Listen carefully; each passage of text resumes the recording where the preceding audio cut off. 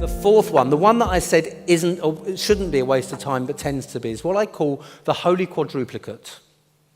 The holy quadruplicate are accountants, lawyers, bank managers and financial advisors. And if you turn around to any of those four and say, where do you get your referrals from? They'll name the other three. We all have introducers who are in complementary lines of business to us, who talk to the same customers about similar things. If you sell office furniture, you might talk to people who sell office supplies or relocate companies. If you install telephone systems, you might talk to people who install computer systems. We all have obvious introducers. What happens with these intermediary relationships is I'll sit down with a lawyer and I'll say, where do you get your referrals from? And they'll say, from accountants, from bank managers, from financial advisors.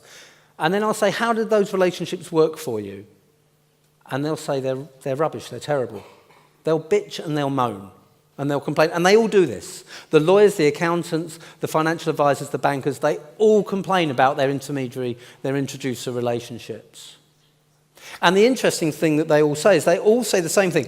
I give lots of referrals, but I get nothing back. I have no idea where these referrals are going, because everyone in the relationship is saying the same thing. But here's why I think it doesn't work, and here's what I think is happening. Your local accountant goes in to see their local bank manager.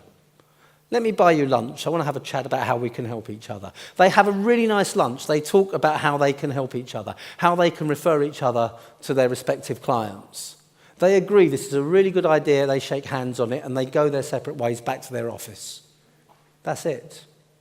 That's what we do. We shake hands, we agree to do something, but we don't do anything to nurture the relationships. We don't do anything to, when the relationship is strong enough, to hold each other accountable. And so we forget.